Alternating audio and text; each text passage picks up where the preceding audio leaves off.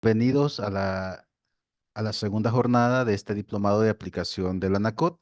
En la clase anterior estuvimos hablando sobre el marco legal tributario, sobre la obligación que da el Código Tributario para algunos contribuyentes que ya sea por sus activos, por su nivel de ingresos o por estar en un proceso de fusión o liquidación, resultan obligados a dictaminarse fiscalmente. Para ello deben nombrar un profesional que va a revisar el cumplimiento de obligaciones tributarias, tanto formales como sustantivas. Estuvimos viendo todas las implicaciones que eso conlleva y lo que está reglamentado o lo que está normado en el Código Tributario desde el artículo 129 hasta el 135. Eso fue lo que estuvimos viendo en la clase anterior.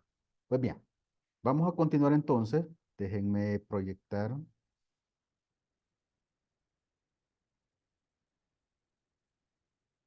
¿Me confirma, Cristian, si se ve la presentación?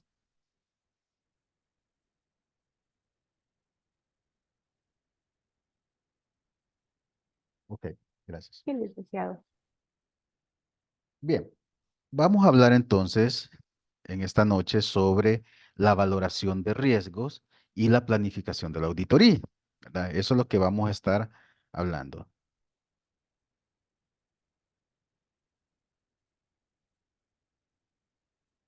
Me parece que hay participantes adicionales a los que habían el martes pasado. A comentarles también el material. Se colgó tanto el de la primera clase como la de este día. Ya la pueden descargar de la página de Moodle de la red, donde ingresaron para conectarse. En la parte donde dice material de apoyo, están ya los dos materiales en PDF, el de la primera jornada y de esta segunda jornada, así como también está el video del día martes, ¿verdad? Pero el material ya lo tienen a disposición. Igual, mi nombre es Carlos Funes, para los que no se conectaron el martes o para los que se les olvidó, ¿verdad? Y bueno, vamos a dar inicio.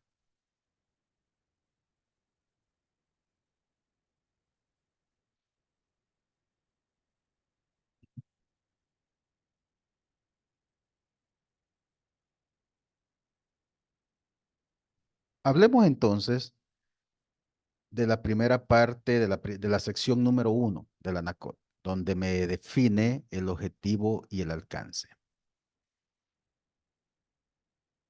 En este caso, la norma dice que el objetivo es establecer los principios básicos y los procedimientos esenciales, así como la orientación para la realización por parte de la firma de auditoría. Dijimos que podía ser una firma, una sociedad anónima, una persona jurídica, una persona natural independiente. Aquí le vamos a llamar firmas de auditoría. Para un adecuado desarrollo de la auditoría fiscal, la norma le llama auditoría fiscal, que se diferencia de la auditoría tributaria. La auditoría tributaria es la que hace el Ministerio de Hacienda a través de un cuerpo de auditores, ¿verdad? Una auditoría tributaria o una fiscalización, que es la palabra más usada para lo que hace Hacienda a través de su cuerpo de auditores.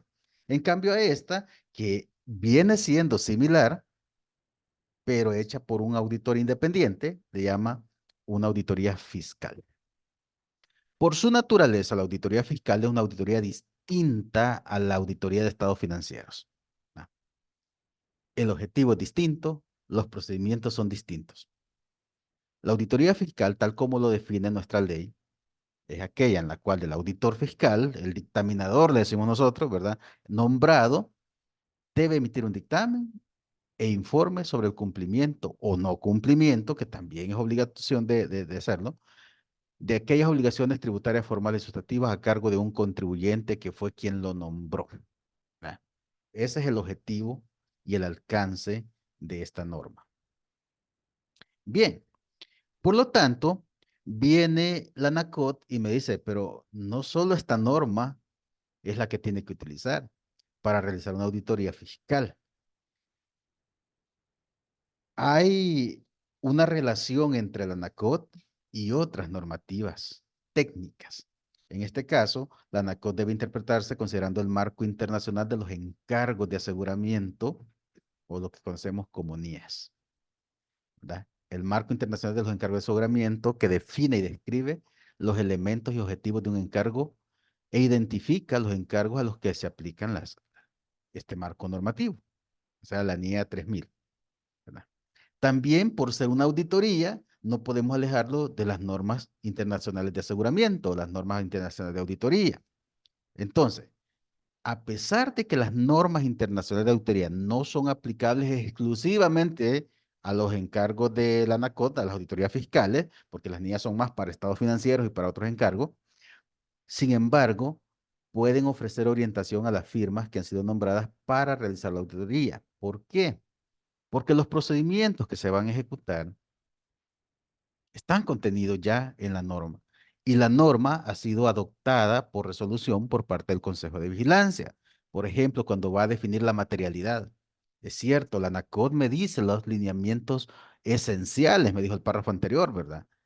Pero también tenemos la NIA 320, que me va a ayudar a cómo establecer la materialidad de cualquier tipo de auditoría, en este caso para la ANACOT. Para evaluar los riesgos, tenemos la NIA 315. Yo no puedo evaluar los riesgos sin conocer a la entidad y el entorno de esa entidad. Entonces, el conocimiento de la entidad y su entorno está normado en la NIA 315 que me ayuda a evaluar los riesgos. ¿Cómo responder a los riesgos? Pues tenemos de apoyo a la NIA 330. Para determinar las muestras, para hacer el muestreo, la 530 me ayuda a eso. Y es que la auditoría fiscal, si bien es cierto, me voy a pronunciar sobre obligaciones tributarias, pero los procedimientos que voy a hacer como auditor, ¿verdad?, ya están normados. Para obtener representaciones escritas del contribuyente, por ejemplo, me sirve la NIA 580.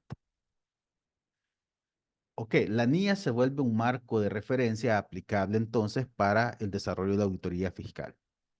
Otras normas comprendidas en el Manual de Pronunciamientos Internacionales de Control de Calidad, son una. Auditoría, revisión y otros encargos de aseguramiento y servicios relacionados emitidos por IFAC, ¿verdad? Sí pueden referirse a cuestiones aplicables a cualquier materia objeto de análisis. Entonces, pueden ser aplicados también acá cuando estamos utilizando la NACOT. Bien, entonces veamos, no solo necesito la NACOT, necesito también relacionarlas con otras normativas vigentes. Otra cuestión, en el párrafo 3 de la norma me habla sobre un requerimiento de ética. Lo que me dice es que es aplicable, el auditor fiscal deberá cumplir los requerimientos del Código de Ética Profesional para Auditores y Contadores emitidos por el Consejo. Eso dice la ANACOT, porque la ANACOT de 2018. Pero ustedes saben que el código emitido por el Consejo fue sustituido y mediante resolución se adoptó el Código Internacional de Ética para Profesionales de la Contabilidad, el CIEP, emitido por IFAC. Entonces, aunque la ANACOT me diga eso, ya está un poquito desfasada en ese sentido. Si mire, pero hay un conflicto en lo que me dice la ANACOT y lo que dice la resolución del Consejo. ¿A cuál le hago caso? A la resolución del Consejo. La normativa de ética vigente es el Código Internacional de Ética para Profesionales de Contabilidad y no, como dice el párrafo 3.1, el Código de Ética para Profesionales, profesional para auditores y contadores emitidos por el Consejo, ¿verdad? Entonces, ojo, hay que hacer ese cambio ahí. Para identificar amenazas a la independencia. El Código Internacional de Ética me dice que cuando usted está desarrollando su trabajo, pueden haber muchas circunstancias de diferente índole que amenacen su independencia o cualquier otro de los principios éticos. Entonces, ¿qué tiene que hacer el auditor? Evaluar. Primero, identificar si hay amenazas a su independencia. Evaluar esas amenazas a ver qué impacto van a tener en su trabajo. Y lo otro es aplicar salvaguardas. Una salvaguarda es una medida, ya sea para eliminar la amenaza, cosa que muchas veces no se puede, porque las amenazas no dependen solo del auditor, hay factores externos. Lo otro es, si no la puedo eliminar, al menos para tratar de reducirla a un nivel aceptable, de tal forma que los principios no se vean comprometidos, sobre todo el de independencia. Entonces, aparte del requerimiento ético de la sección 3, viene la sección 4 y también me hace un requerimiento de independencia. Y oiga lo que me dice acá. no se prestará servicio de auditoría o aseguramiento sobre el cumplimiento de obligaciones tributarias por una misma firma cuando ésta también preste otros servicios fiscales. Asimismo, cuando la firma provee al contribuyente servicios de compilación de estado financiero o la preparación de sus declaraciones tributarias. Acá hay un requerimiento de independencia. Habíamos hablado un poco la clase anterior del principio de independencia que se ve amenazado por la naturaleza misma del encargo, porque la ley está mandando que un contribuyente contrate a una firma o un auditor fiscal para que le revise el cumplimiento de obligaciones tributarias y luego así ponerle el dedo con Hacienda si no cumplió. Entonces, desde ahí hay un problema porque la empresa le está pagando al profesional y la empresa quisiera que no lo afectara. Y si la empresa no ha cumplido con sus obligaciones tributarias, el auditor entra en un dilema de ¿lo informo o no lo informo? ¿Le digo a Hacienda que está este problema o le digo que todo está bien? Y si le digo que hay problemas a Hacienda y Hacienda viene a fiscalizar a esta persona, se va a enojar y ya no me va a dar la auditoría el otro año. O si ve ahorita la lectura del informe, el dictamen fiscal, que estoy diciendo que él no ha cumplido, no me va a querer pagar mis honorarios. Entonces, desde ahí, desde la naturaleza misma del encargo de aseguramiento, hay un problema de independencia. Pero aquí la ANACOT identifica otro y le dice, mire, pero si el auditor que usted quiere nombrar, porque es de su confianza, es el mismo que le está proporcionando el servicio de contabilidad, por ejemplo, no podría. O son sus asesores fiscales, no podría nombrarlo como auditor, porque habría otro tipo de amenaza, una amenaza de autorrevisión, ¿verdad? ¿Se acuerdan los tipos de amenaza que me da el código de ética? Las de abogacía, las de autorrevisión. Bueno, en este caso, ¿cómo alguien que es el que le lleva la contabilidad, el que le ha preparado sus declaraciones tributarias, el que lo ha asesorado en materia fiscal, podría venir a señalarle errores porque estaría señalando sus propios errores? El cliente lo que le diría es, pero si miras la declaración de impuestos, vos me la hiciste, vos me la presentaste.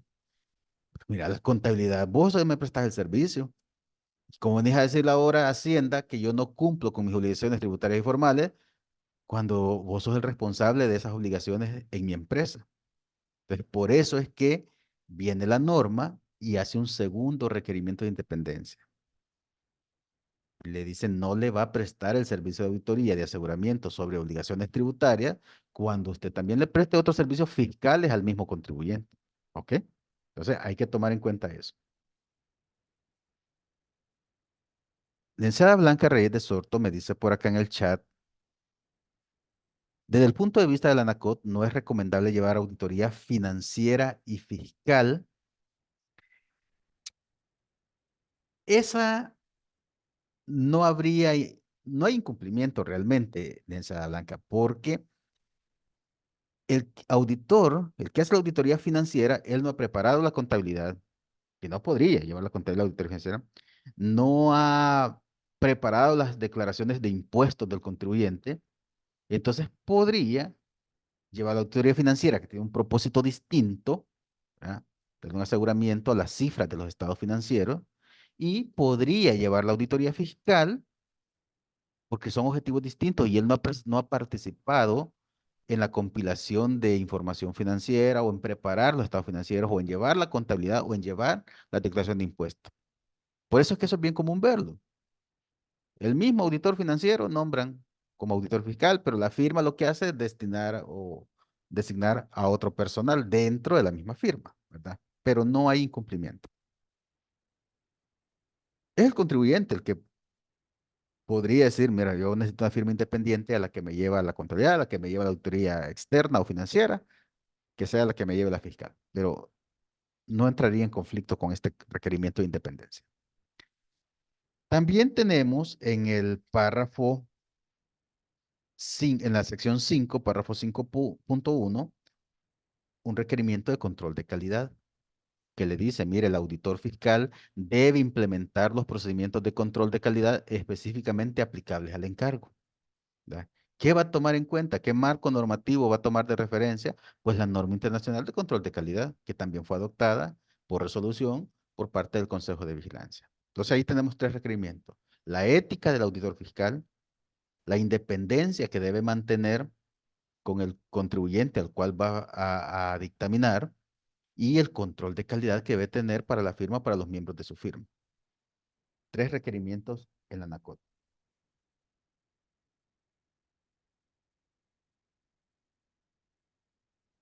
Con respecto al de independencia que estábamos viendo antes, la norma me habla y hay algunos párrafos que son de ejemplo que la norma los pone, pero ayudan también para entender el propósito del ANACOT.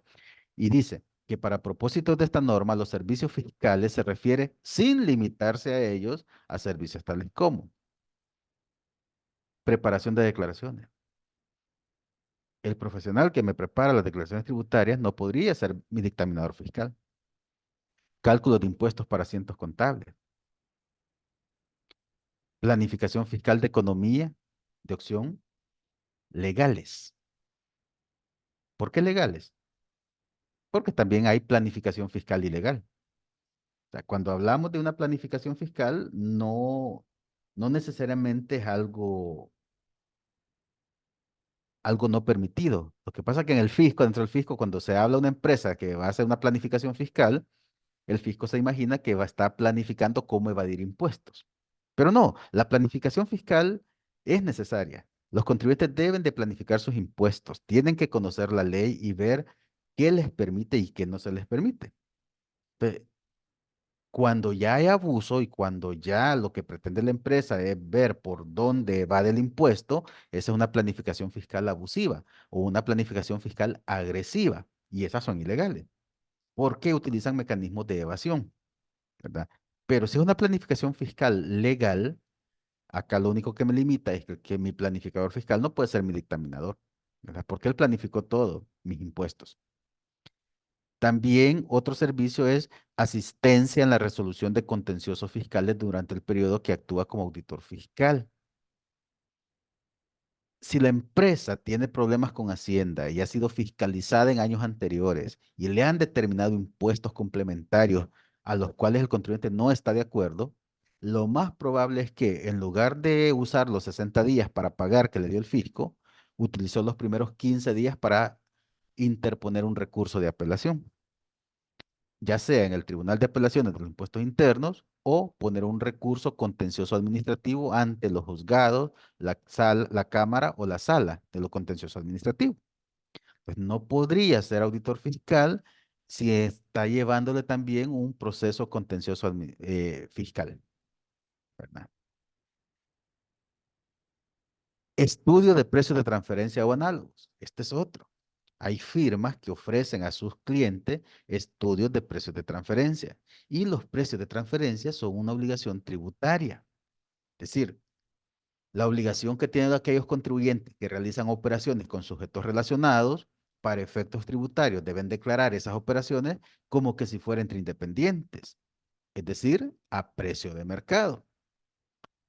Entonces, si un contribuyente opera bastante con sujetos relacionados, para demostrarle al fisco que no tiene problemas de precio de transferencia, generalmente lo que hacen es pedirle a una firma que le realice un estudio de precio de transferencia. No es obligatorio. La ley, no hay en la ley un artículo que me obligue a llevar un estudio de precio de transferencia realizado por una firma independiente. No lo hay, porque hay firmas que dicen que es obligatorio, pero no. Sin embargo, los estudios de precio de transferencia es como la mejor forma para demostrarle al fisco que usted está a precio de mercado.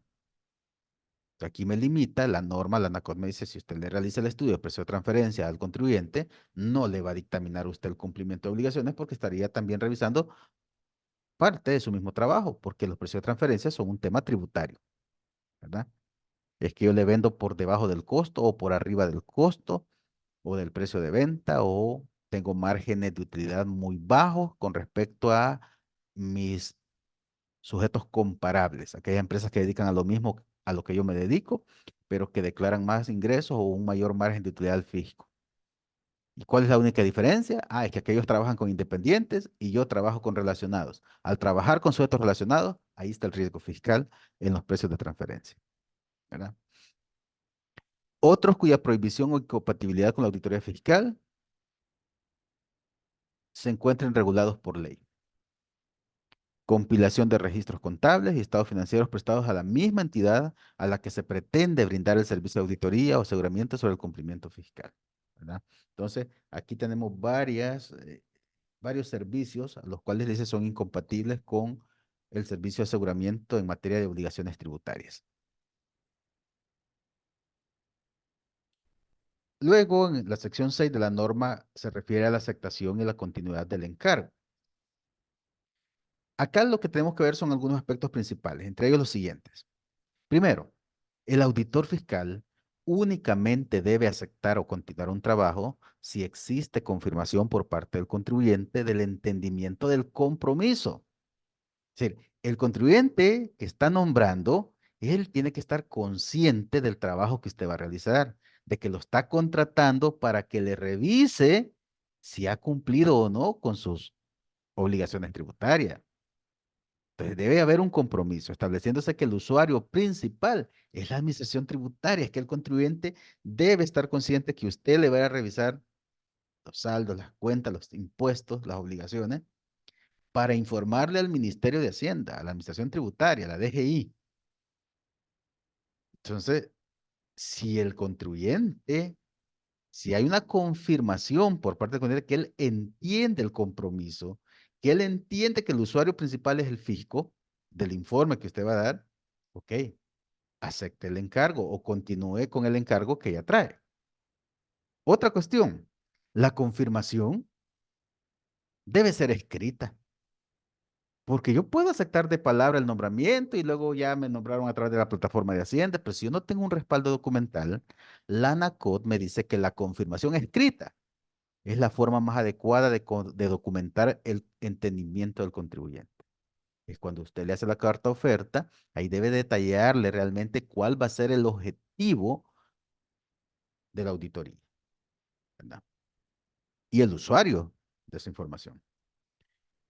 Otra cosa con respecto a la aceptación es que el nombramiento por parte de la entidad o por parte del contribuyente, así como la notificación del nombramiento a la administración tributaria, también es parte de la confirmación sobre la existencia de la relación profesional. El día martes hablábamos de que el contribuyente que está obligado, ya sea por activos o por ingreso, debe nombrar, ya sea él mismo o a través de un representante, al dictaminador. El documento probatorio es la oferta o el contrato. Si estoy en los literales C y D del 131, ¿se acuerdan? Era fusión o liquidación de sociedades. Ahí el acuerdo tenía que tomarse la misma fecha que se tomaba el acuerdo de la disolución o de la fusión. Ahí mismo se tenía que nombrar el dictaminador. Independientemente estuviera en el literal A, B, C o D, una vez nombrado el dictaminador, decíamos que teníamos 10 días hábiles para informar el nombramiento, es decir, para presentar el F456.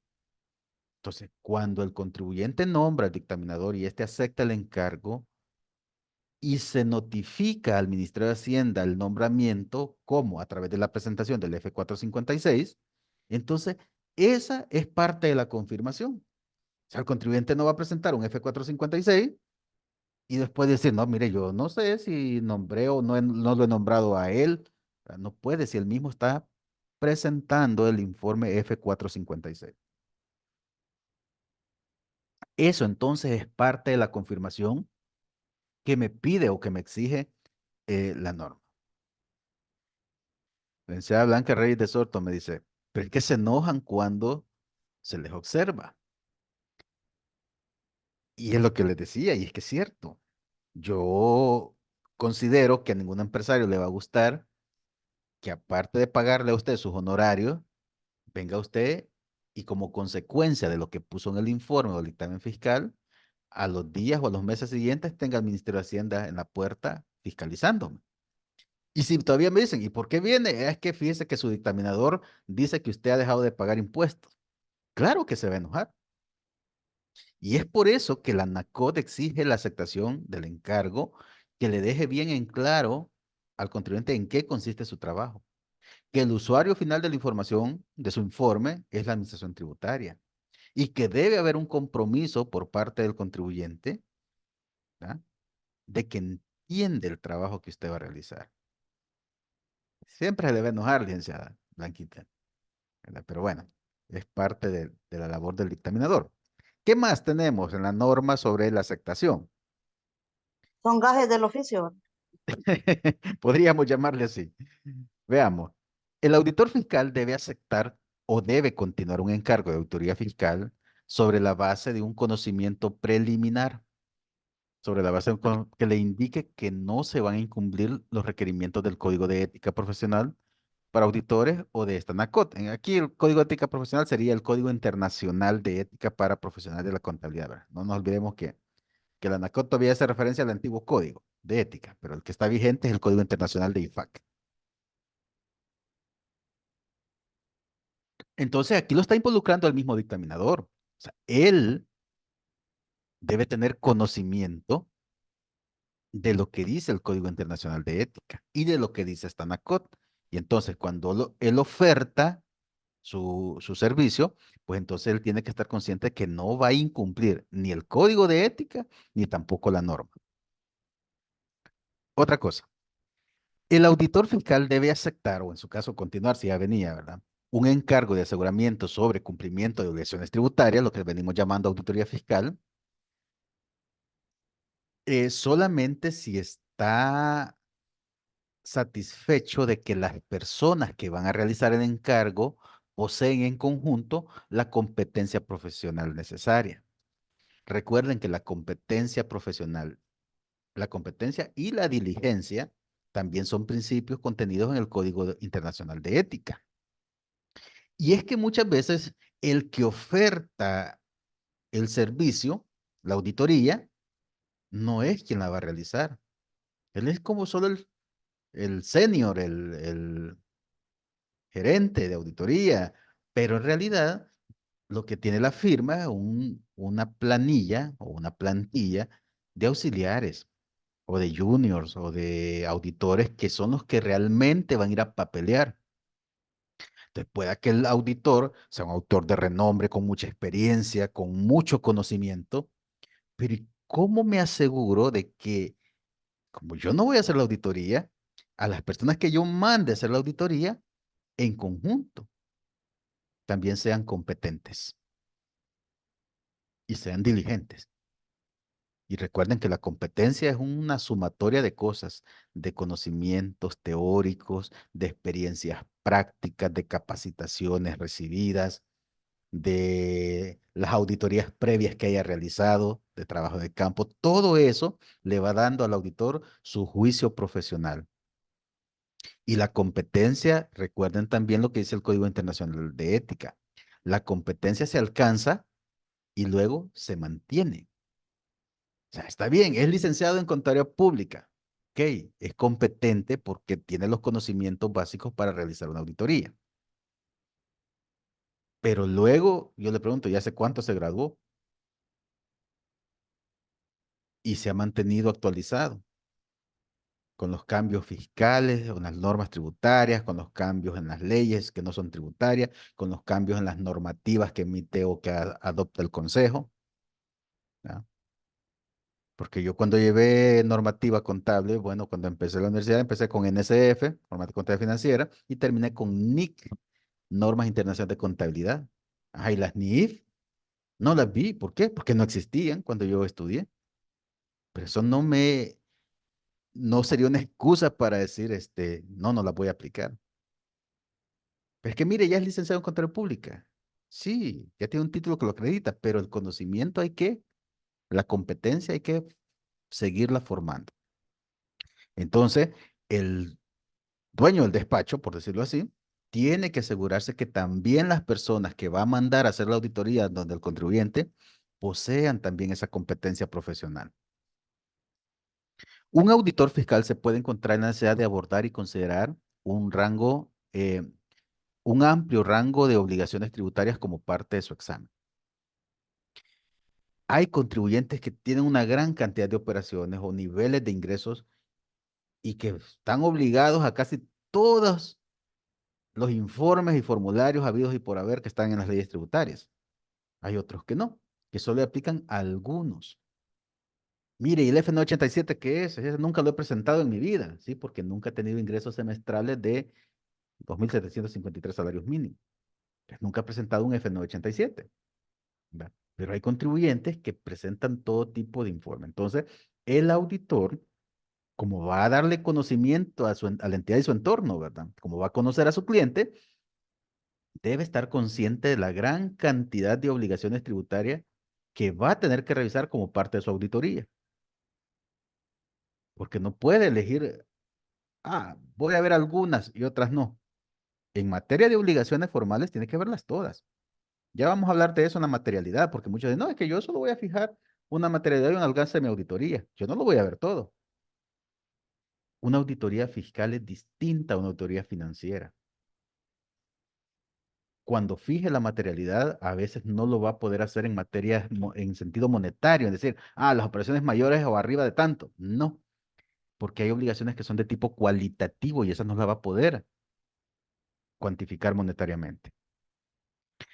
Otra cuestión, algunas materias tributarias, objeto de análisis, pueden requerir aptitudes y conocimientos especializados, incluso en doctrina y jurisprudencia. Veamos, aptitudes, no dice actitud, la actitud ya es otra cosa. Aptitud viene de ser apto, de tener las competencias necesarias para realizar el trabajo por el cual he sido nombrado.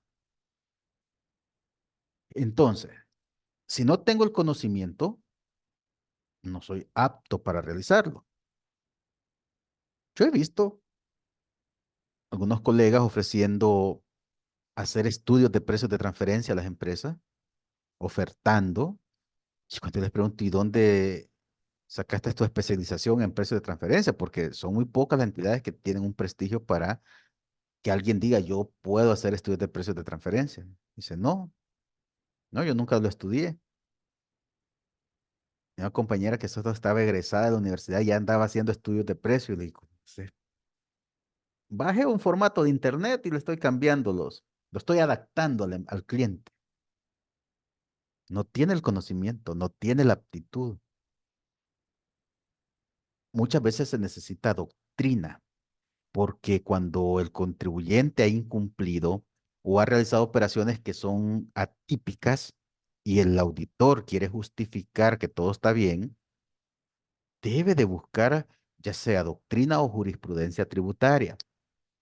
Y eso está bien, porque el artículo 5 del Código Tributario me habla de la jerarquía de las leyes y tenemos la Constitución de la República que todos debemos conocer, luego tenemos los tratados y los convenios internacionales que están por encima de todo, excepto la Constitución, luego tenemos las leyes, incluidas las tributarias, los códigos, las leyes, los reglamentos, y por último, el artículo 5 me dice que yo puedo aplicar de manera supletoria la doctrina y la jurisprudencia.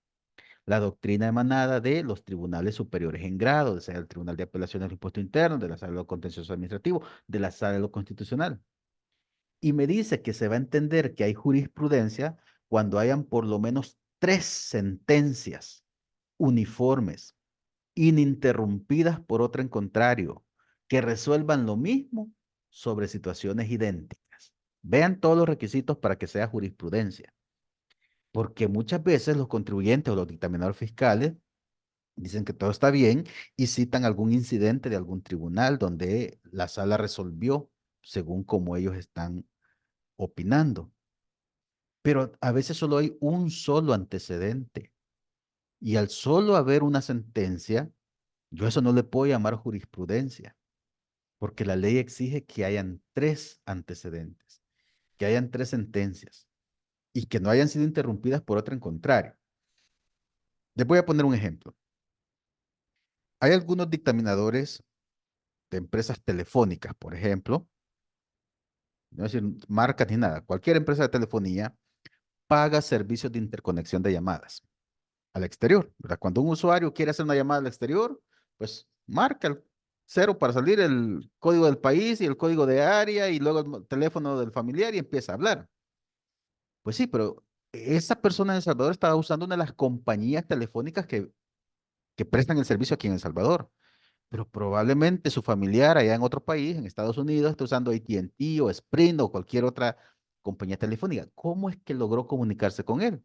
Ah, porque la operadora telefónica local pagó a un operador internacional un servicio de interconexión de llamadas.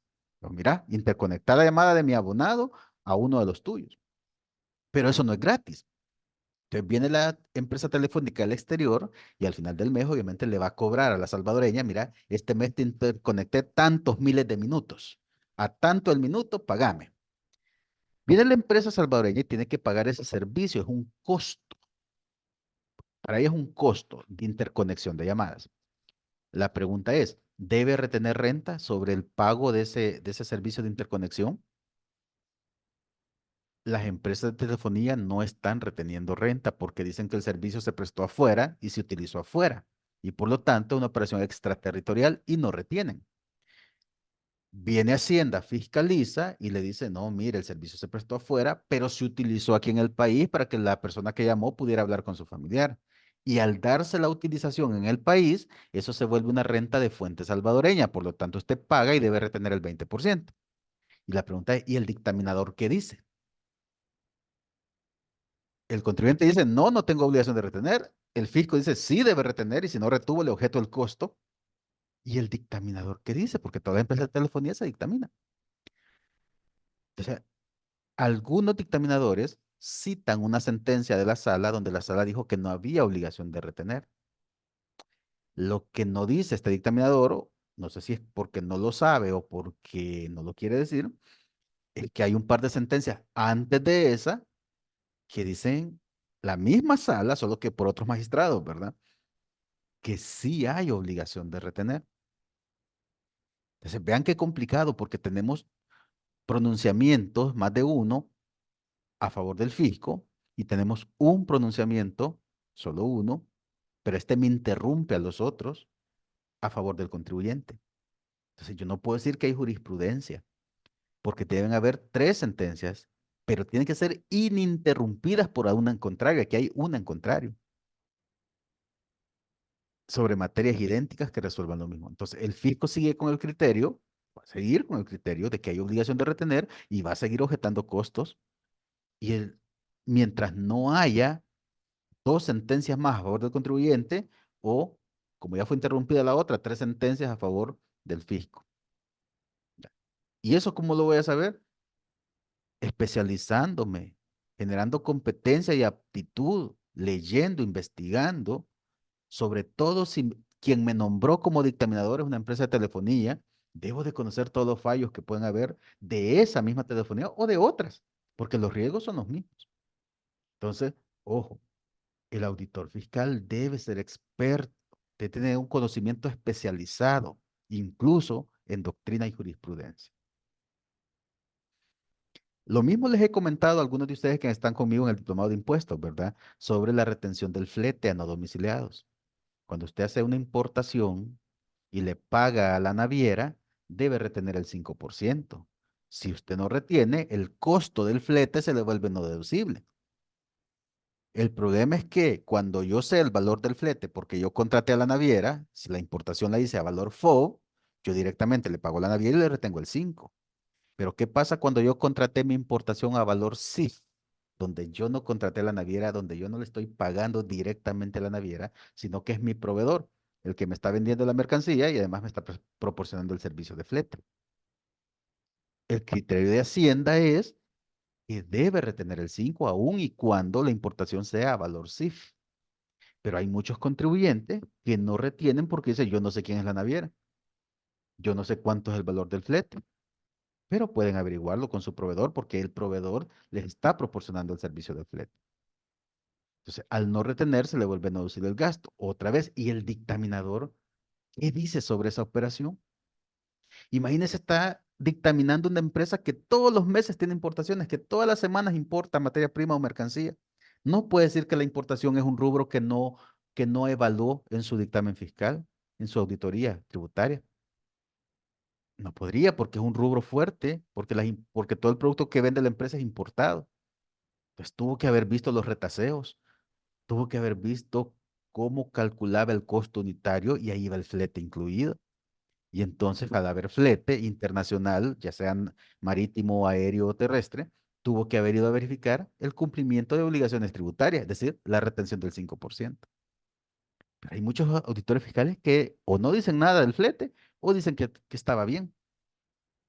Otra vez, tenemos problema. La ley está aquí, sí la ley está clara que hay que retener el 5%, pero algunos no lo ven muy claro. Entonces, ya hay sentencias, muchísimas, más de tres, donde el tribunal y la sala ha dicho debe retener el 5%. Y este es otro de los casos donde hubo una o dos, me parece, donde una sala dijo que no había obligación de retener el 5 cuando era valor CIF. Pero más recientemente ha habido otras diciendo que sí debe retener. Entonces, vean que a veces los magistrados de la sala, sobre todo cuando hay cambios de magistrados, llegan con criterios distintos.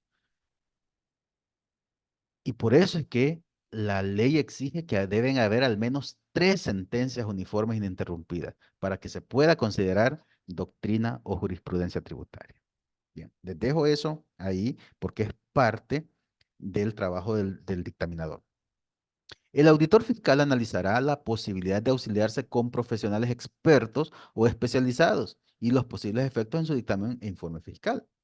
Yo no sé si alguna vez un dictaminador fiscal ha dicho, mire, yo esto no tengo la aptitud, voy a contratar los servicios de un experto para que revise específicamente esta operación, esta área.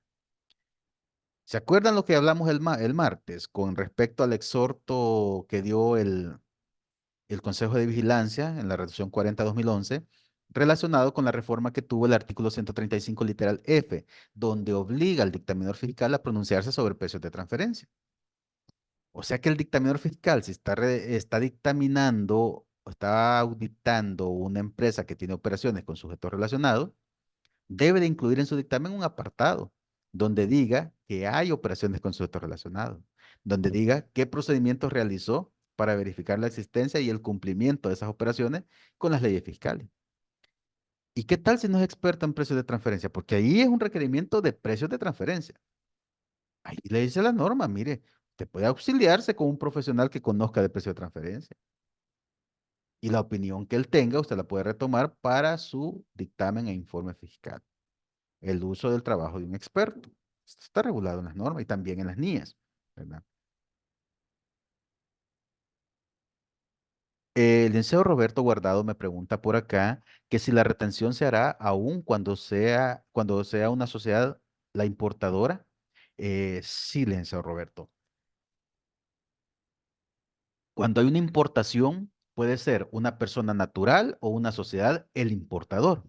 Y el proveedor también puede ser una persona natural en el exterior o también puede ser una sociedad. No importa el tipo de sujeto exportador o proveedor, porque la ley lo que dice es, o lo que la ley grava con la retención del 5% es el flete internacional. O sea, independientemente quién sea el importador, es una persona natural, es una asociación, es un fideicomiso, es una persona jurídica, no importa quién es el importador. Aquí lo que importa es que estoy trayendo mercancía del exterior hacia El Salvador y que hay una naviera, una empresa de furgones terrestre o un avión, una empresa de courier que la va a traer esa mercancía y que ese transportista internacional está cobrando un flete por traer esa mercancía.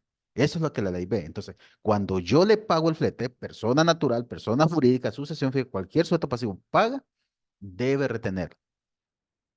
Por ser no domiciliado debería ser el 20%, porque es la regla general de los no domiciliados, pero mediante una reforma que se dio en el año 2000, este de 2009 me parece, se estableció una tasa reducida del 5%.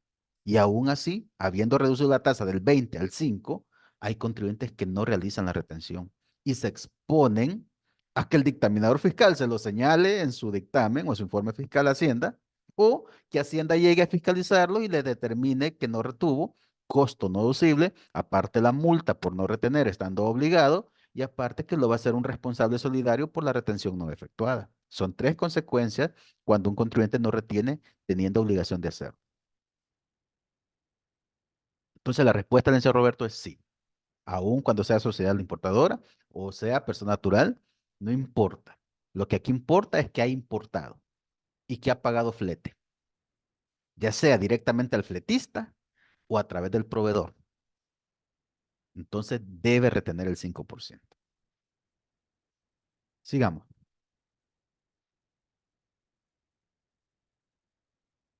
También en esta norma dice que hay que considerar que el auditor debe acordar los términos del encargo con la parte contratante. Los términos acordados se registrarán en una carta de encargo, que generalmente llamamos carta compromiso, o otra forma adecuada de contrato, carta oferta o un contrato de prestación de servicios, como quiera que le llame su firma. Pero debe de acordar los términos del encargo, porque si no, el cliente le va a pedir más cosas. De repente usted está dictaminando el año 2023, que lo va a presentar hoy más tardar en mayo de 2024, el dictamen, y tal vez ahorita el cliente está teniendo una situación fiscal dudosa y que no sabe cómo darle tratamiento, y aprovechando que usted está en la empresa haciendo la auditoría fiscal, le va a pedir que le asesore en la operación actual. Pero eso no es parte del encargo. Y usted dice, no, pero mire, eso tiene un horario distinto, ¿verdad? Se va a molestar, como dice la licenciada Blanca. Si no le estoy pagando para que sea mi dictaminador fiscal, sí, pero mire, la carta compromiso aquí establece cuál es el trabajo que yo voy a hacer, que estoy dictaminando el 2023. Esta operación es actual. Ahora, usted lo puede hacer de buena gente, ¿verdad? Pero, pues sí es un servicio adicional el que está prestando. Y entonces es mejor que quede por escrito los términos del encargo. El auditor fiscal deberá considerar que existen regulaciones especiales para ser nombrado por el órgano competente, según el contribuyente que lo nombra. Asimismo, que dicho nombramiento debe notificarse a la administración. Ya dijimos que si es un contribuyente por ingreso o por activo, pues no hay problema, lo puede hacer por sí mismo. Pero si es una empresa por una fusión, por una liquidación, el órgano competente es la Junta General de Socios o Accionistas, tomando el acuerdo de fusionarse con otra, tomando el acuerdo de liquidarse y ahí lo deben nombrar. Y que ese nombramiento ya dijimos que también debe ser informado mediante el F456. Las actuales disposiciones y el uso de la tecnología por parte de la Administración Tributaria requieren notificaciones por vía electrónica. Esto es importante que lo diga la ANACOT porque se acuerdan que el martes que estuvimos viendo el Código Tributario decía que se hacen por escrito y que iban firmados por el representante legal cuando presenta el 456.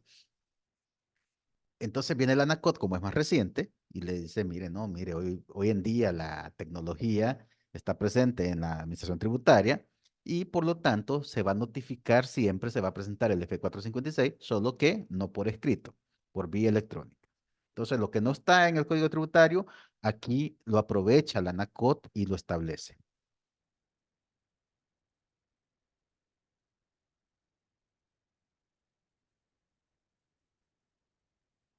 Sí, la licenciada Blanca Reyes dice solo limitarse a las funciones. Cuando hace algo adicional o algo de más y, por ejemplo, no le salió bien la asesoría que dio, la operación del contribuyente no queda contento con lo que usted le dio, pues sí, se va a molestar el empresario. Y ni siquiera era algo por lo cual le estaban pagando o por lo que lo habían nombrado. Tal vez usted por ayudar hizo algo adicional al encargo, ¿verdad? Entonces, esos son parte también por lo cual la ANACOT dice, no, mire, deje establecido en la carta compromiso cuáles son los términos del encargo. Otra cosa, el dictaminador, el autor fiscal, debe evaluar si resulta adecuada una solicitud, a propósito de lo que dicen sea blanca, ¿verdad? Una solicitud que le hagan, tiene que evaluarla si es adecuado. Antes de que esa solicitud se la están haciendo antes de que finalice el encargo de aseguramiento sobre cumplimiento de obligaciones tributarias. ¿Para qué tiene que evaluarla? Con el fin de evitar convertirlo en un encargo distinto o en un nuevo encargo o el requerimiento de una opinión distinta a la que el auditor fiscal pudo haber advertido antes de que le hicieran esa consulta, ¿verdad? Entonces, si el contribuyente le pide algo, o sea, no es que le va a decir no de entrada, o sea, tiene que evaluar, tiene que ver con el trabajo que está haciendo, con el encargo que le han hecho, ¿es parte del encargo? Sí. ¿Tiene que ver con el ejercicio que está dictaminando? Sí. ¿Esto nuevo que le han pedido hacer modifica la opinión que ya tenía casi que cocinada? Pueda que sí. Entonces evalúelo. O en realidad es un nuevo encargo lo que le están pidiendo. En general, el nombramiento que el contribuyente realice y la notificación como auditor fiscal ante la Administración Tributaria a través del F456 normalmente no será suficiente para documentar el compromiso. Por lo tanto, La firma evaluará si los términos de la oferta presentada y aprobada por el contribuyente que lo nombra ha incluido todos los aspectos necesarios o si por el contrario necesita documentar todos los aspectos del compromiso mediante una carta compromiso o de un contrato. Me digo, la ANACOT dice que el mero nombramiento o de informar el nombramiento a la administración es parte de evidenciar el compromiso que el contribuyente tiene. Pero también dice la norma, no siempre va a ser suficiente el haber nombrado y el haber informado. Es mejor que usted evalúe si necesita presentarle una carta de compromiso o un contrato, algo más formal a su cliente. Bien. Con eso termino la parte introductoria de la norma, ¿verdad? La norma tiene un requerimiento de ética, bueno, fíjese el objetivo de la norma, un requerimiento de ética, un requerimiento de independencia, un requerimiento de control de calidad y luego le dicta como los parámetros para aceptar un encargo o para continuar un encargo de auditoría. Ok. ¿Vamos bien hasta ahí? Si hay alguna pregunta ahorita, voy a hablar ahora sobre el enfoque general del encargo. En este caso, es la sección 8 que me habla sobre el enfoque. Me dice, mire, la firma en el ejercicio de la auditoría fiscal deberá desarrollar y documentar el proceso de auditoría, estableciendo la fase siguiente. Como cualquier otra auditoría que usted haga, siempre va a lograr identificar tres grandes fases. Así, a grosso modo, la fase 1 es la planeación de la auditoría o la planificación de la auditoría. La fase 2 es la ejecución en el campo, el papeleo. Y la fase 3 es el informe o redactar el informe de auditoría, en este caso el dictamen fiscal. Entonces, esas tres grandes fases están presentes en cualquier tipo de auditoría. Una auditoría de estado financiero la tiene, una auditoría interna la tiene, una auditoría forense las tiene. Incluso la fiscalización que hace Hacienda, las auditorías tributarias que realiza el Ministerio de Hacienda, tienen esas grandes tres etapas de la auditoría. Hay una planeación de la auditoría donde el auditor evalúa el control interno, pasa cuestionarios de control interno, entrevista, determina áreas críticas, hace una matriz o una planilla de sesiones preliminares, hace un cronograma de cómo va a ejecutar su trabajo y termina con la elaboración del programa de auditoría conteniendo los procedimientos que va a realizar en el campo. Luego la fase de ejecución ya es ir a revisar documentos de soporte, ir a ver los libros, ir a ver las partidas, los documentos de soporte, las planillas, los contratos de arrendamiento, las depreciaciones, o sea, todo lo que tenga que ver con tributo. Hacer requerimientos de información probatoria, es decir, a obtener evidencia suficiente y adecuada para documentar el expediente, para documentar el hallazgo o para desvirtuarlo. Y luego, cuando ya tiene el expediente documentado con la evidencia suficiente y adecuada, pues no queda más que sentarse a redactar el informe de auditoría que debe de contener todos los procedimientos desarrollados y las conclusiones a las cuales llegó. Entonces, la auditoría fiscal, en este caso el dictamen informe fiscal, igual me habla de tres grandes fases. La primera es la valoración de riesgos y la planificación de la auditoría. Esa es la primera fase. La segunda es la respuesta a los riesgos y el desarrollo de la auditoría, es decir, la fase de ejecución. Y la última es emitir el dictamen y el informe. ¿Ok? Cuando se valoran los riesgos y se hace la planificación de la auditoría, ¿verdad? Eso debe dejarse documentado en un memorándum de planeación, que conocemos como memorándum de planeación. Ahí donde dejo documentado la planificación de la auditoría y desarrollar procedimientos de cómo identifiqué y valoré los riesgos. ¿Por qué? Porque la ANACOT exige que la auditoría fiscal es una auditoría basada en riesgos. Luego, cuando me habla de la respuesta a los riesgos y el desarrollo de la auditoría, pues hay que diseñar procedimientos de auditoría posteriores. Y también hay que desarrollar esos procedimientos de auditoría posteriores. Todo lo que tenga que ver con la ejecución en campo, ya con el cliente, ya entrevistándome con el contador, ya revisando papeles, ya haciendo una especie de checklist de todas las obligaciones a las cuales el contribuyente debe haber cumplido y evaluar el cumplimiento, o las extemporaneidades, o las omisiones. Y luego, cuando ya he finalizado con mi etapa de revisión, o sea, ya respondí a los riesgos que identifiqué en la fase de planeación, entonces me siento a valorar la evidencia, lo que recopilé para preparar el informe de auditoría con una base documental contenida en el expediente del cliente, en el archivo corriente. Y algunas cosas van a ir a parar al archivo permanente, obviamente, ¿verdad? Pero lo que me interesa es el archivo corriente en este momento. Bien, entonces, vámonos con la primera fase. Hablemos de la fase de valoración de riesgos y la planificación de la auditoría.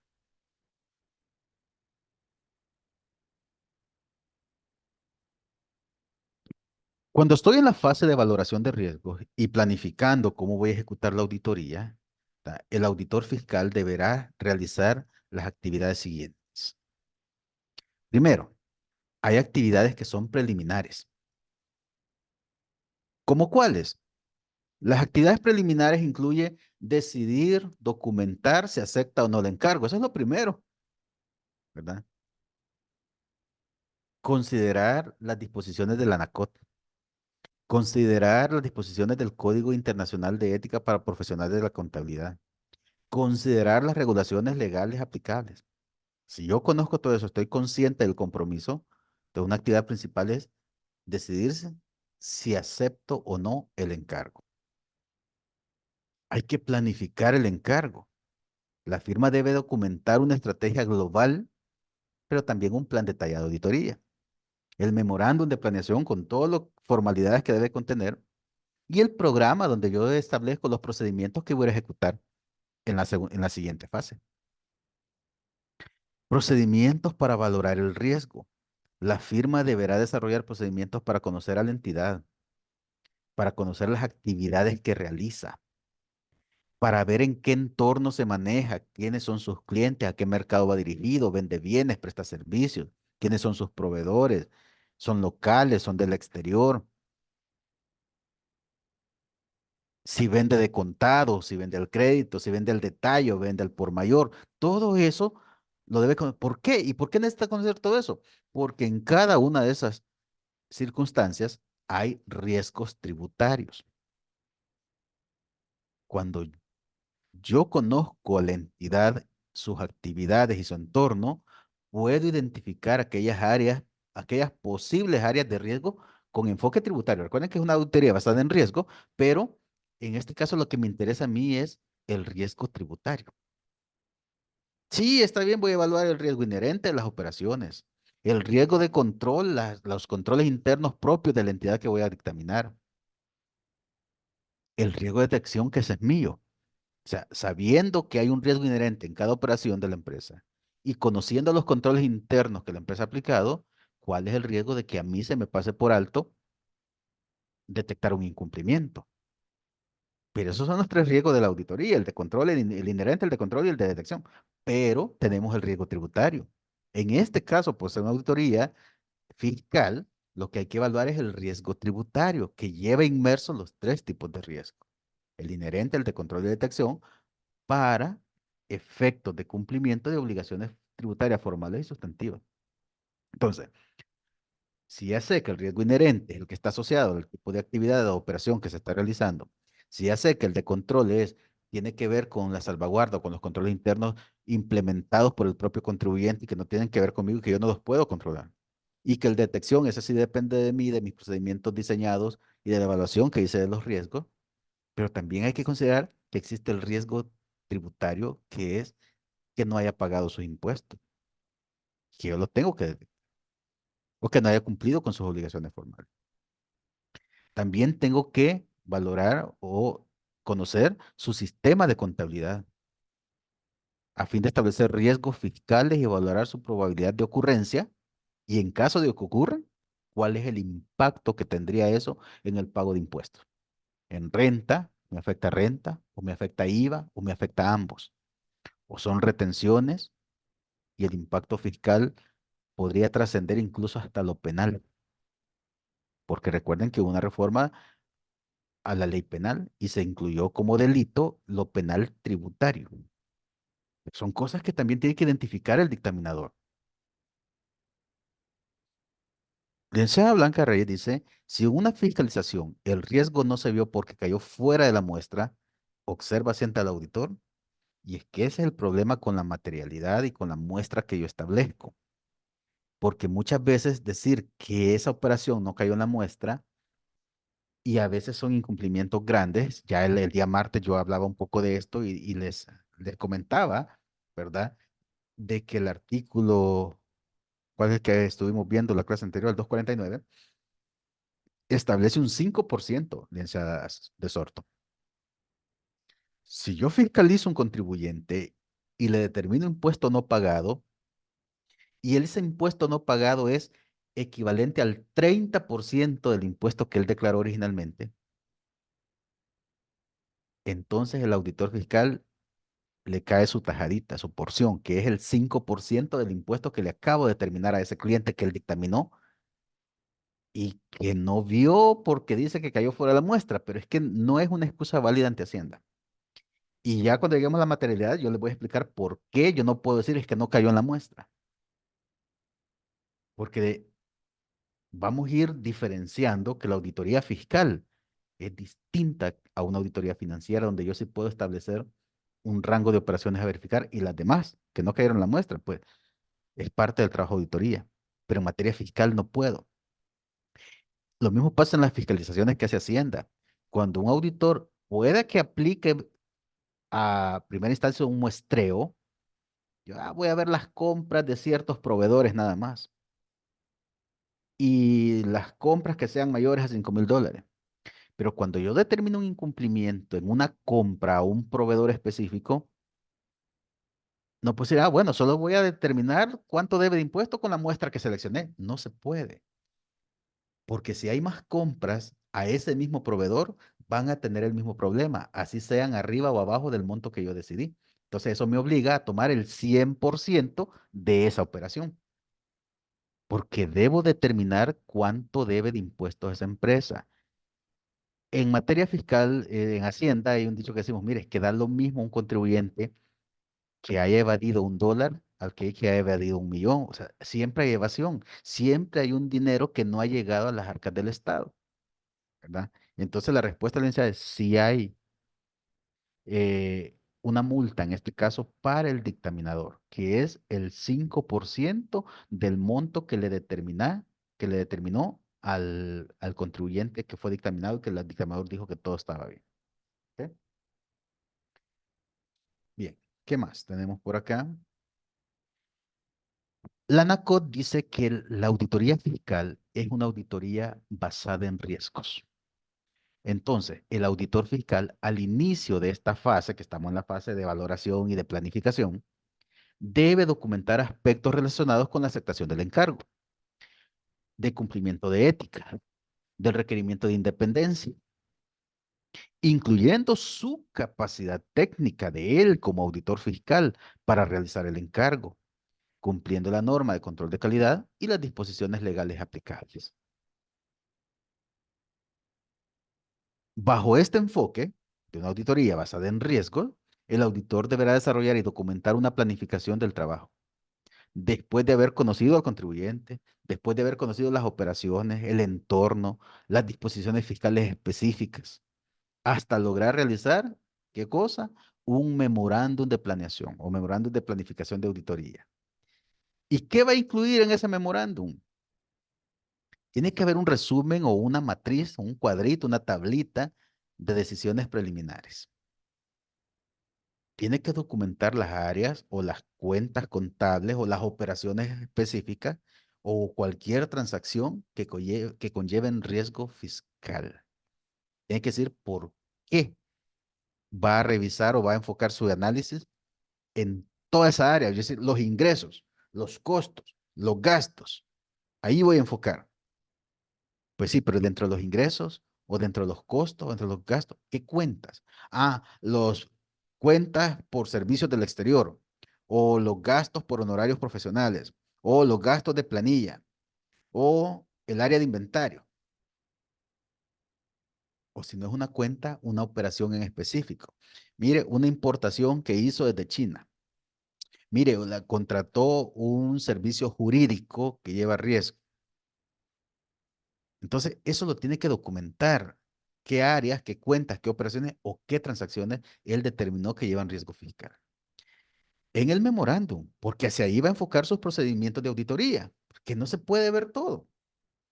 Establecer el nivel de riesgo en función de la probabilidad de ocurrencia e impacto. Tiene que haber un cuadrito por ahí donde establezca, como ya identificó el riesgo, tiene que valorarlo diciendo cuál es la probabilidad de que ese riesgo ocurra o se materialice y en caso de materializarse, qué impacto. También tengo que asignarle una puntuación al impacto y entonces debo de establecer el nivel de riesgo si es un riesgo bajo, un riesgo medio, un riesgo alto. Y para aquellas operaciones, áreas o cuentas con un riesgo alto, pues es donde voy a enfocar mis procedimientos de auditoría. Y eso va a estar en el memorándum de planeación. La preparación de la estrategia global de auditoría, ¿cuál va a ser? Definir la naturaleza de las pruebas a realizar, si van a ser pruebas de cumplimiento o solo pruebas eh, de verificación. El alcance o profundidad de las mismas.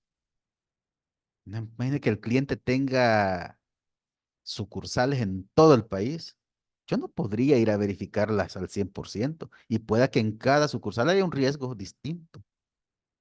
Pero ¿qué alcance o qué profundidad voy a darle a mis pruebas? ¿Hasta dónde? La oportunidad o el momento en el cual se realizarán dichas pruebas o procedimientos. ¿Qué estamos hablando aquí? De un cronograma, ¿verdad? La fecha en la cual voy a realizar ese procedimiento, porque eso es parte también del control de calidad. Porque si yo no planifico, si yo no me organizo, yo no defino fechas para determinados procedimientos, se me va a pasar el 31 de mayo. Y acuérdense lo que hablamos de la competencia profesional, pero también la diligencia.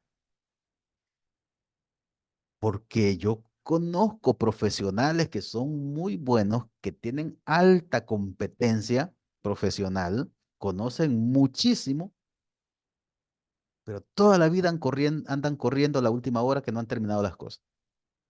Y en materia tributaria, si yo no cumplo dentro del plazo legal, ya eso es extemporáneo y tiene multa. Entonces, mucho puede saber la persona, tiene mucho conocimiento, tiene mucha competencia profesional, pero le faltó diligencia, porque la diligencia tiene que ver con la oportunidad. Entonces, ¿cómo me garantizo de ejecutar todos los procedimientos que acabo de definir por los riesgos que identifiqué y valoré con las áreas críticas que determiné y aún así garantizar que oportunamente estoy finalizando cada procedimiento mediante un cronograma? Tengo que monitorear el cumplimiento de ese cronograma, sobre todo si no voy a ejecutar la auditoría directamente, si voy a mandar a los auxiliares o a los juniors del despacho a realizar la auditoría, que no vayan a perder el tiempo, ¿verdad? Que vayan avanzando en los procedimientos. Ya corriste este procedimiento, ¿qué estás viendo ahorita? Ya terminaste con los ingresos, vas con los costos, ya estás en cuentas de gastos, estás circularizando algunos saldos, ¿qué estás haciendo? Entonces, todo eso va al memorándum de planeación.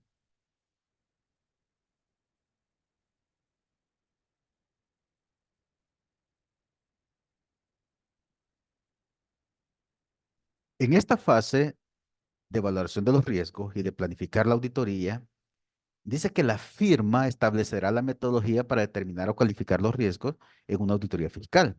Por lo tanto, el entendimiento de la entidad, de sus operaciones, el entorno y todo lo que hablamos y regulaciones fiscales específicas para el cliente servirán para que el auditor realice procedimientos preliminares, para que determine algún tipo de muestreo, para que todo eso les sirva para determinar las áreas, las cuentas, las transacciones, operaciones que impliquen algún nivel de riesgo fiscal.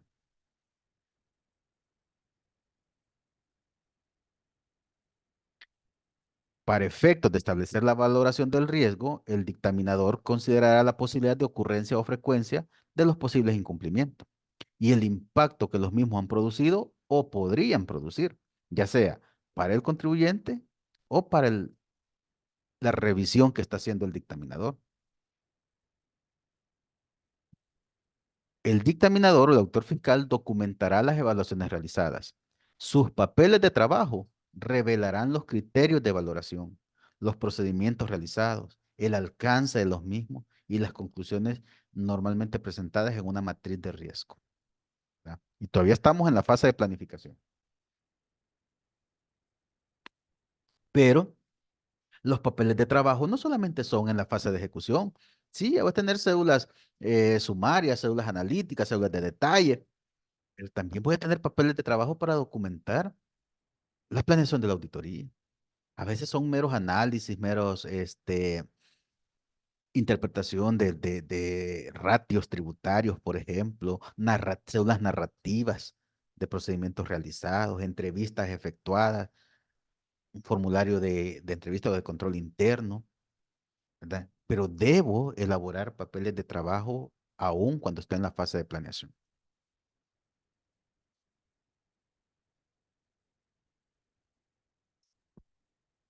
Veamos.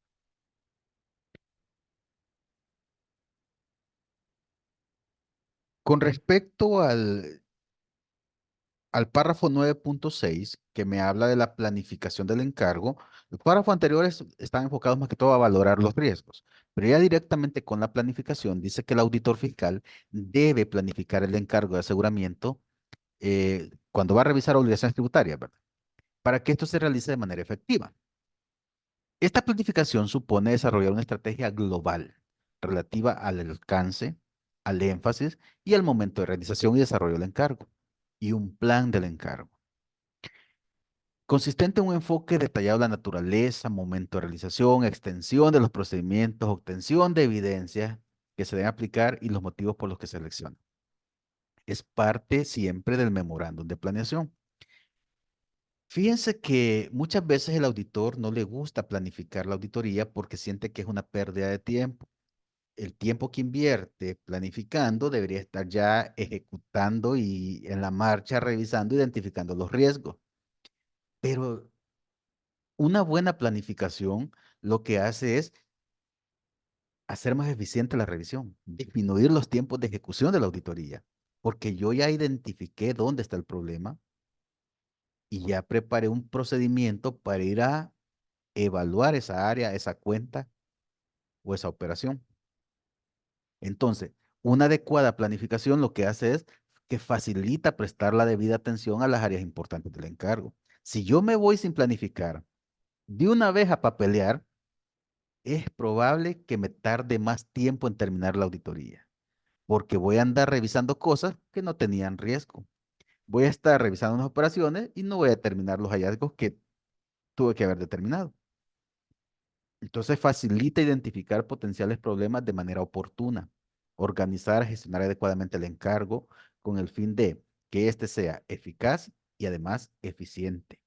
O sea, lograr el objetivo deseado, pero en el menor tiempo posible. Si yo logré el objetivo, fui eficaz.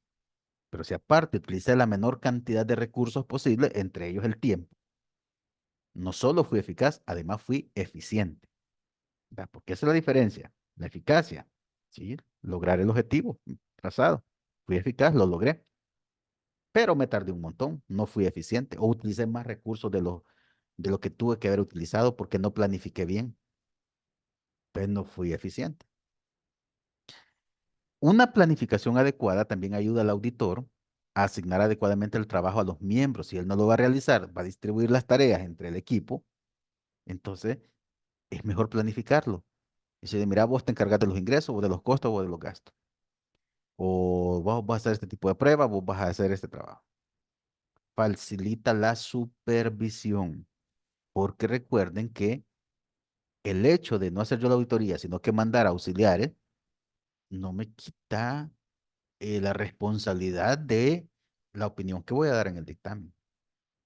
Y también es un principio de ética, la supervisión del trabajo de los miembros del equipo.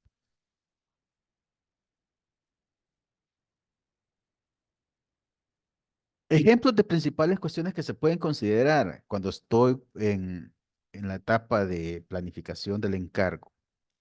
Los términos del encargo, lo que contraté con mi cliente, lo que dije que iba a hacer o lo que él me dijo que hiciera, eso me va a servir para hacer mi planificación. lo acordado, lo que está en la carta compromiso, en la oferta o en el contrato. Las características del régimen tributario aplicable, sujeto de análisis y los criterios establecidos. ¿Qué tal si quien me ha nombrado es un usuario de zona franca? Hay un régimen específico porque hay una ley de zonas francas industriales y de comercialización. ¿Qué tal si estoy auditando un call center? Tengo que conocer que eso está bajo un régimen tributario especial sobre la ley de servicios internacionales. ¿Qué tal si estoy auditando fiscalmente un banco? Pues yo tengo que saber que hay un régimen tributario con respecto a las exenciones que tienen, sobre intereses, a las reglas para reclamar las reservas de saneamiento, por ejemplo, que constituyen por los créditos que otorgan.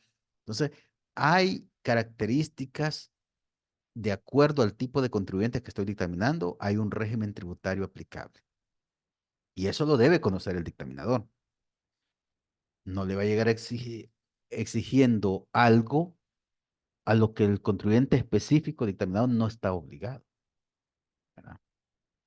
El proceso, el examen de cumplimiento y las posibles fuentes de evidencia. Eso me pueden servir para la planeación. El conocimiento de la entidad y su entorno por el auditor fiscal. De tanto me habla y aquí no nos olvidemos del reenvío a la NIA 315. O sea, se sale de la ANACOT y me manda a revisar la NIA 315 porque es la que me dice cómo conocer a la entidad y el entorno, así como los riesgos de que la información sobre los cumplimientos sustantivos y formales contenga incorrecciones materiales, que al final es tras lo que va el dictaminador. La identificación de los usuarios adicionales a quienes se destina el informe y la consideración de la importancia relativa y los componentes del riesgo del encargo de las declaraciones tributarias. Si bien es cierto, el usuario principal del informe de dictamen fiscal va a ser el fisco, la administración tributaria, pero también le tiene que dar una copia al contribuyente y eso lo va a conocer la junta de accionistas también. Entonces hay que tomar en cuenta también los usuarios adicionales de la información, las necesidades de personal y de especialización, así como la naturaleza y extensión de la involucración de expertos en el caso de que la actividad económica del contribuyente a dictaminar sea tan específica y yo no tenga el conocimiento sobre ello.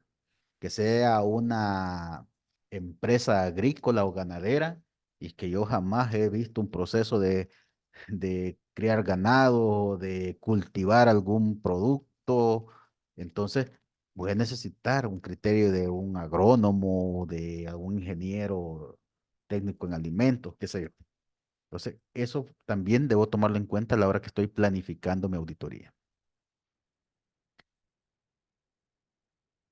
La planificación no es una fase discreta, es un proceso continuo e interactivo. Y por eso es que muchos auditores dicen, ¿y para qué voy a planificar si a la hora que llego al campo resultan cosas que no tomé en cuenta y tengo que modificar hasta el programa de auditoría? Como el meme, ¿verdad? Expectativa versus realidad. Dice, la planificación es la expectativa, pero cuando ya veo la realidad, me toca cambiar todo. La NACOT está consciente de eso. Y es que le dice que la planificación, o sea, si bien es una fase de la auditoría, pero no es una fase que la realicé y queda perfecta y concluida. No, es un proceso continuo. Significa entonces que, como consecuencia de hechos inesperados o cosas que no tomé en cuenta al inicio, me haga cambiar las condiciones de la evidencia o de lo que yo planifiqué, que era el rubro con el riesgo tributario alto, probablemente haya una operación o una cuenta o un saldo que necesitaba más atención a la que yo identifiqué como de riesgo, ¿verdad? Pero entonces me dice que el auditor pueda que tenga que modificar la estrategia global. ¿Qué es esa? La planeación, el memorándum, el plan del encargo, el programa de auditoría y por ende toda la planificación. Pero es que eso se da. La planificación se va ajustando en el camino. Muchas veces yo diseñé 10 procedimientos para evaluar un rubro, pero pueda que con 7 sea suficiente para concluir y diga, no, estos otros 3 procedimientos que en su momento yo pensé que los iba a necesitar, creo que ya están de más y no los hago. O puede ser el contrario, que tuve que hacer los 10 procedimientos y me di cuenta de que no estaba satisfecho todavía con la evaluación y decidí hacer 2 procedimientos más. Terminaron siendo 12. Yo puedo ajustar mi plan del encargo. ¿verdad? Entonces, la planificación es un proceso continuo y de eso creo que todos ustedes están conscientes. El auditor debe planificar y realizar el encargo con una actitud de escepticismo profesional, reconociendo que pueden existir circunstancias que tengan como resultado que las declaraciones de impuestos del contribuyente contengan incorrección material. Y es que esa es la premisa básica. Fíjense que la auditoría fiscal debe partir el auditor bajo la premisa de que el contribuyente no ha cumplido con sus obligaciones tributarias. Eso es lo que me dice la ANACOT. Debe de actuar con escepticismo profesional. ¿Qué es el escepticismo profesional? No sé si lo puse más adelante, pero acá lo que se trata es de cuestionar todo, de una actitud crítica. O sea, escuche todo lo que el cliente le diga, pero no le crea nada. ¿Por qué? Porque el auditor es usted. Porque usted tiene que correr los procedimientos que usted diseñó para ver si lo que le contó el contribuyente es cierto o no. Ese es el escepticismo profesional. Usted va a partir bajo la premisa de que las declaraciones de impuestos de la empresa que lo nombró probablemente no estén correctas. Licenciada de Sorto dice, cuando alguien no conoce bien la historia de la empresa, no detecta cuentas estratégicas que a simple vista no parecen. Pero eso nos pasa a todos. Incluso cuando auditores de mi departamento van a fiscalizar, es bien difícil porque vaya, en el departamento de fiscalización vemos todo tipo de contribuyentes. Y a veces el auditor, yo le digo, mira, él quisiera ver solo empresas comerciales, deja que solo compran y venden, y es que es más fácil porque es lo más común. Pero de repente termina la auditoría que tiene en proceso y lo mando a ver una cooperativa agrícola. Y entonces tiene que conocer de contabilidad agrícola. Logró terminar esa auditoría y de repente lo mando a ver una empresa distribuidora de energía eléctrica. Es una industria totalmente especializada, con regulaciones por todos lados, entes reguladores nacionales e internacionales. Logró terminar la auditoría y de repente va y fiscaliza una empresa de servicio de transporte aéreo de pasajeros, una aerolínea. Y son otras regulaciones. Entonces, realmente el que conoce su negocio es el cliente que está fiscalizando. Y por eso es que la etapa de planificación está importante, entrevistarse con las personas adecuadas, ¿verdad? Porque es difícil que el auditor sea todólogo. O sea, él va a conocer de auditoría, de técnicas de auditoría, pero conocer la empresa, conocer el negocio, eso le va a ayudar a identificar las áreas críticas o las áreas de riesgo. Entonces, la NOCOD me manda a actuar siempre con escepticismo profesional, bajo la premisa de que algo debe el contribuyente. Entonces, yo voy a identificar qué es.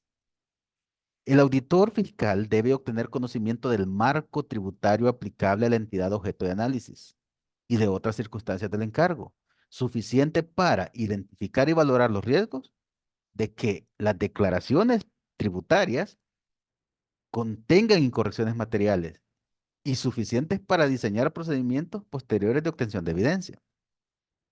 Entonces, el marco tributario aplicable, si mire, usted no enteró el 1,75 de los ingresos mensuales. Eso es una incorrección material o ese es un cumplimiento a las obligaciones tributarias sustantivas. Y el cliente dice, pero es que mire, yo me dedico a transporte público de pasajeros y la ley dice de que yo voy a enterar el 0,30, no el 1,75. Debe conocer el marco tributario aplicable a cada contribuyente objeto de análisis porque no todos están obligados a las mismas cosas. Saben que ahorita estamos en una etapa en el Ministerio de Hacienda de revisión de dictámenes fiscales del año 2022 todavía. Tenemos una gran cantidad de empresas que los cuales aún se le está analizando el dictamen de 2022 que fue presentado en mayo de 2023. Hemos encontrado algunos auditores que dicen que la empresa no llevaba registro de control de inventarios. No sé si se le quedó de otro cliente que dictaminó o qué, pero al ver el giro de la empresa y todo lo que se dedica a una empresa de servicios, Y ni siquiera es un servicio que se materializa con entrega de bienes, es un servicio puro. Y el 142 las excluye. 142 del Código Tributario. No están obligadas a llevar registro de control de inventario porque no se dedican a la transferencia de bienes, o no son industrias que utilizan materia prima, o no son prestados de servicios cuyos servicios se materializan en la entrega de bienes. Entonces, ¿cómo le puedo dejar un incumplimiento de que no llevaba registro de control de inventario? Es cierto, no lo lleva, pero no lo lleva por incumplimiento, no lo lleva porque no tiene obligación de hacerlo. Debo conocer el marco tributario aplicable. Tuvimos hace un par de años un auditor que dijo que el cliente había incumplido porque no efectuaba retenciones del 20% cuando hacía pagos a no domiciliados. Y resultaba que era una zona franca. Y el artículo 158, inciso segundo, libera de la obligación de retener a no domiciliados a las zonas francas. O sea, no retenía porque no tenía obligación de hacerlo. Otro, me dice, mire, fíjese que la empresa paga servicios recibidos del exterior, generalmente de empresas europeas. Y casi él cumple con su obligación, paga, documenta y retiene el 20%. Pero hay un proveedor al cual le aplicó una retención del 10%. Entonces cumplió porque debió haberle sido el 20% porque es no domiciliado. Y cuando vemos el proveedor, ¿quién es? Es cierto, es no domiciliado. Cuando vemos el domicilio de ese proveedor está en España. Le dimos, pero mire, y usted no evaluó, no el código tributario en este caso, no que el convenio para evitar la doble imposición firmado entre El Salvador y el Reino de España. No, no lo conozco ese convenio. Pues debería, porque ese convenio establece que si yo le pago a un proveedor español, si es cualquier otro país del mundo, 20%. Pero si es un proveedor de España, la ley me dice que le debo retener el 10% de los servicios recibidos. Y por eso es que el cliente le retuvo el 10%, no por incumplimiento, sino porque un convenio internacional está por encima de la ley doméstica. Que aunque el Código Tributario me diga que por un servicio de un no domiciliado yo voy a retener el 20%, el convenio entre El Salvador y España dice que a los servicios de cualquiera de las partes contratantes se le retiene hasta el 10%. Entonces, es importante el marco tributario aplicable. Hay rentas no gravadas y el marco tributario cambia cada rato. Le voy a poner otro ejemplo. Si usted auditó una empresa que tiene depósitos de dinero en bancos del exterior, por ejemplo, usted determina que esa empresa, que es su cliente, tiene fuertes depósitos de dinero en bancos del exterior. En dictámenes anteriores, ¿qué es lo que tiene que hacer? Verificar si ganó intereses en esas cuentas. Claro que va a ganar intereses. Segundo, si el fisco de ese país donde tiene la cuenta bancaria obligaba a retener renta o un impuesto similar sobre esos intereses. Dice, no, fíjese que no, no le retuvieron nada, los intereses están intactos. Entonces, usted tenía que verificar que ese cliente hubiera declarado en su declaración de renta esos intereses y pagar un 10%, porque así lo establecía el artículo 27, inciso segundo de la ley de renta. Digamos que el otro año lo nombran para fiscalizar 2024 y es la misma empresa con las mismas cuentas del exterior, pero va a cambiar su examen. Ya ni siquiera va a ir a verificar los depósitos en el exterior. ¿Por qué? Porque acaba de haber una reforma hoy publicada en el Diario Oficial del 19 de marzo de este año, donde se deroga precisamente el inciso segundo del artículo 27 y donde me modifica o me reforma también el artículo 3 de la ley de renta, incorpora como rentas excluidas las rentas provenientes del exterior. Entonces, cuando esté auditando, dictaminando 2024, ya no le va a interesar si esa empresa tiene cuentas en el exterior, si ganó intereses, si le retuvieron, porque eso ya son rentas no grabadas a partir de la reforma de marzo de 2024. Entonces, vean cómo el conocer el marco tributario aplicable influye en mi planificación. Si yo dejo el mismo programa de auditoría del año anterior, voy a tener procedimientos de verificación de intereses en cuentas del exterior y voy a perder tiempo diseñando y ejecutando procedimientos que no me van a servir de nada. Entonces, para eso me sirve la planeación de la auditoría y conocer el marco tributario. El auditor fiscal aplica el juicio profesional para determinar la extensión del conocimiento necesario de la condición fiscal objeto de análisis. Por lo general, el auditor fiscal tiene un conocimiento menos profundo que la parte responsable. Y es lo que les comentaba hace rato. Si el auditor, en este caso el auditor de Hacienda, lo manda a fiscalizar una cooperativa agrícola o después una empresa de transporte público o después una industria que procesa lácteos. O sea, y oye, el auditor sabe de auditoría, sabe de contabilidad, sabe de leyes tributarias, pero quien conoce realmente el giro es el cliente dictaminado. Siempre el auditor fiscal va a tener un conocimiento menos profundo que la empresa que está auditando, porque la empresa a eso se dedica. Entonces, es importante entrevistarse con el gerente general, con el gerente financiero, con el contador de la empresa, porque él es el que me va a explicar a qué se dedica el negocio y yo voy a poder entonces identificar en qué parte del proceso del negocio está el riesgo fiscal. ¿Ok?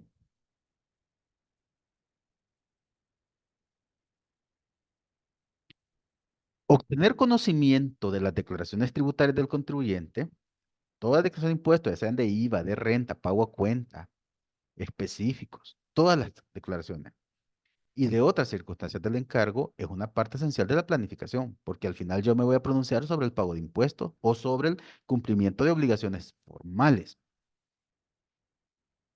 Ese conocimiento de las declaraciones proporciona al auditor fiscal un marco de referencia para ejercitar su juicio profesional durante todo el encargo. Por ejemplo, al considerar las características de las declaraciones tributarias realizadas o que debió realizar el contribuyente. Fíjese que yo sé que por su actividad, usted, usted es un restaurante, tiene obligaciones tributarias como cualquier contribuyente, pero además, ya me fijé que en su menú, la cerveza nacional, usted la vende con sobreprecio, porque es un restaurante de alta categoría, entonces la cerveza que en el supermercado me pueda costar, no sé cuánto vale una cerveza nacional, pongámosle $1 y algo. Usted aquí en el restaurante la vende a 2.99. Pero yo identifiqué que usted factura todo lo que vende y usted declara en IVA todas las cervezas que vendió a 2.99, que en el súper costaban $1 y algo. Y identifiqué también que en renta usted declaró todos los ingresos contabilizados. Entonces no hay problema. Ajá. Pero el marco tributario aplicable, la ley reguladora de la comercialización del alcohol dice que un hecho generador especial es que si un contribuyente vende con sobreprecio, es decir, vende por arriba del precio superior público consignado en el envase una bebida alcohólica, debe pagar como ad valorem el 8% del diferencial de precio. Si la cerveza costaba $1 y eso tenía impreso en el envase y usted la vendió a 2.99, hay $1.99 de más que no ha tributado. El productor de esa cerveza ya pagó un ad valorem, pero por el dólar que le consignó el envase. Si usted la vende a dólar, no tiene ninguna obligación de presentar el F06, que es la declaración de impuesto específico. Pero si usted la vende a más del precio sugerido en el envase, allí le surge la obligación tributaria de presentar el F06.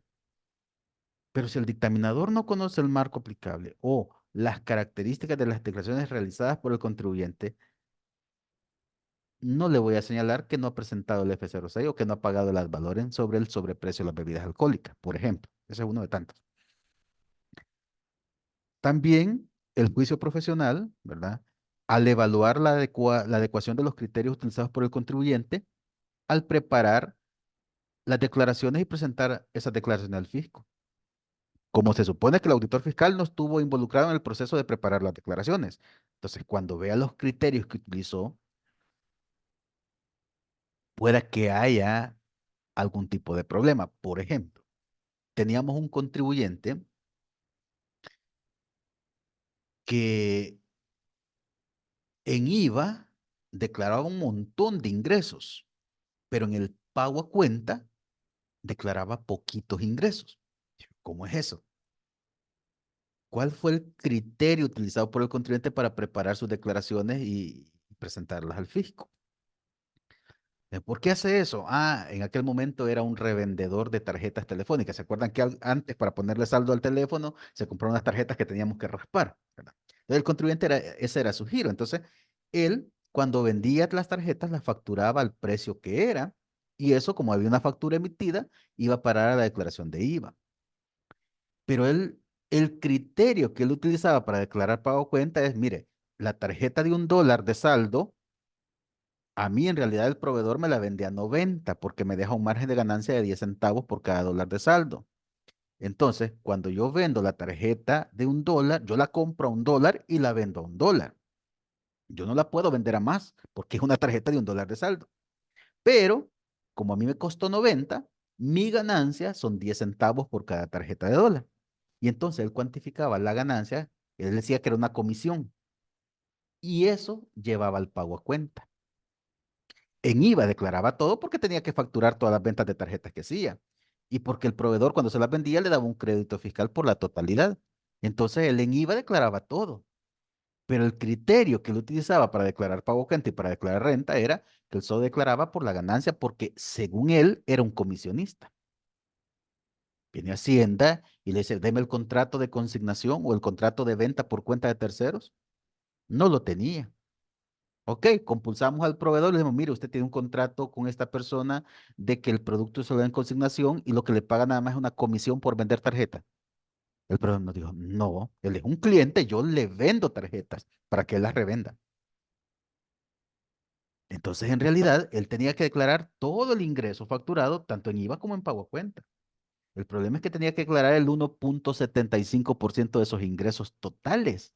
Y eso se iba a comer los 10 centavitos que ganaba en cada venta. Pero el criterio estaba mal utilizado. Entonces, obviamente, cuando el auditor fiscal conozca las declaraciones tributarias, él va a advertir que hay una diferencia entre IVA y renta. Él debió haberlo señalado. No me acuerdo en este caso si ese contribuyente se dictaminaba fiscalmente. Me parece que no, porque era una persona natural. Creo que por ingresos, si tomaba solo las de renta, no llegaba, ¿verdad? Pero ¿qué hubiera dicho el dictaminador en ese caso? ¿O está dictaminando usted un colegio privado? Y cuando usted ve las declaraciones de IVA, todo es exento. Y el criterio que utilizó el contribuyente para preparar y presentar la declaración al fisco es que soy un colegio. Y el artículo 46 dice que están exentos los servicios de enseñanza y educacionales prestados por colegios, universidades autorizadas por el MINED. Y yo estoy autorizado por el MINED. Y cuando usted va a ver, hay cobros de colegiatura, cobros de matrícula, pero también hay ventas de uniformes, ventas de útiles escolares, que eso no son servicios de enseñanza. Hay un cafetín que le he dado en arrendamiento y cobro servicios de arrendamiento, cobro parqueos. Entonces, por el hecho de ser colegio, no es que el colegio esté exento. Lo que está exento son los servicios de enseñanza y los servicios educacionales. Cualquier otra cosa que venda el colegio, pues resulta grabada. Y su declaración de IVA tendría que tener ingresos exentos por enseñanza e ingresos grabados por venta de uniforme, por venta de útiles escolares, por arrendamiento de cafetín, por cobro de parqueo. Ya. Eso lo va a identificar el dictaminador fiscal cuando conozca y analice las declaraciones y conozca los criterios que utilizó el contribuyente para preparar esas declaraciones. ¿Por qué? Porque voy a actuar con escepticismo profesional, porque voy a partir bajo la premisa de que el contribuyente no lo hace bien, que no ha pagado sus impuestos correctamente. ¿Ya? Entonces tengo que ir a votar esa premisa o a confirmarla. También al identificar los aspectos que requieren una consideración especial, por ejemplo, factores indicativos de fraude y las necesidades de cualificaciones especiales o el trabajo de un experto. Muchas veces el auditor fiscal solo dice, hay una diferencia entre el informe anual de retenciones, el F910, y los F14, las retenciones enteradas en el F14. Y lo pone como un incumplimiento, como una observación de que hay una diferencia entre el 910 y las F14. Pero ¿y qué tal si la diferencia es que el contribuyente tiene la costumbre de retener renta a sus empleados, no enterarlas en el F-14 porque se gasta la plata, y al final del año, pues en el informe, como no involucra pago, ahí sí lo pone todo? O sea, el F-910 va a tener más que lo que suman los 12 F-14. Pues sí, eso fue lo que señalé, me decía el dictaminador. Pero ¿y qué tal si el monto supera los 25.000 colones al mes? Estamos hablando de 2.000 y algo de dólares. ¿Qué tal si las retenciones mensuales andan por 6.000, 7.000, 10.000 dólares? Una planilla grande. Eso ya no es un mero incumplimiento tributario.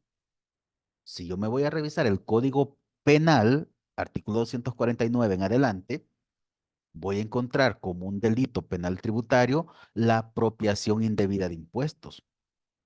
Entonces, no es solo que el F-910 tiene una diferencia con el F-14, sino que el auditor debe señalar que el contribuyente ha efectuado retenciones que no ha enterado y que superan los 2.000 y algo de dólares y que eso califica para un delito penal tributario.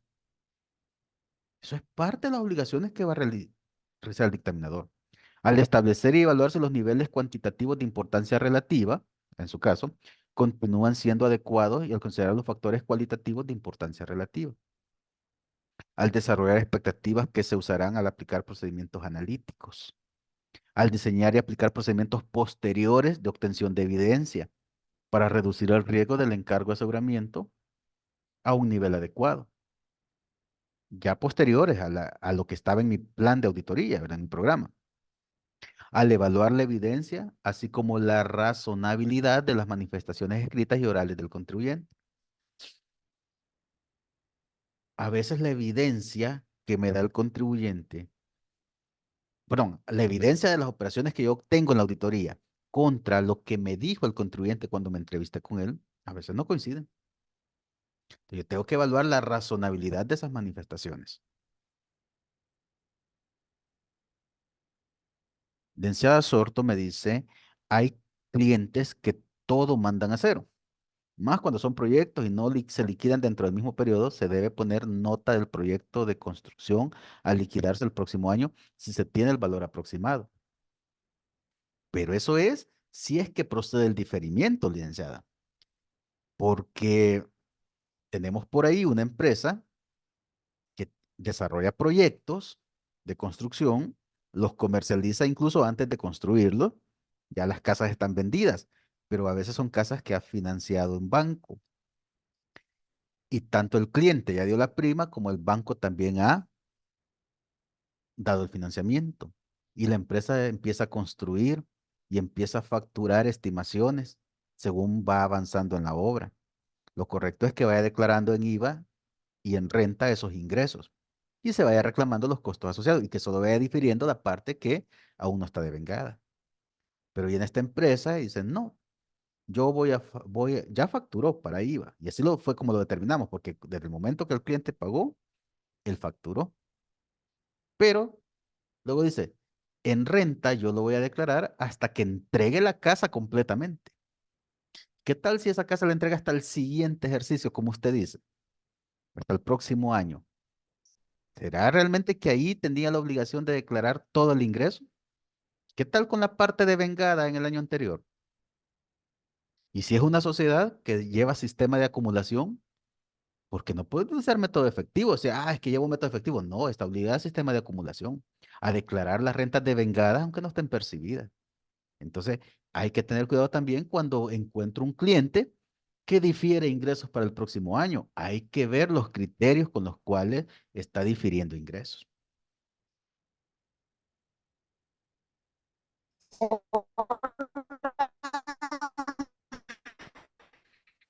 Licenciada Blanca, no, no,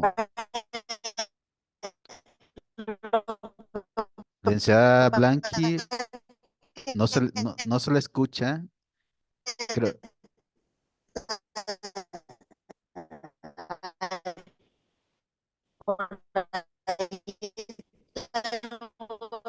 pero yo veo que tiene cerrado el micrófono, pero, ok.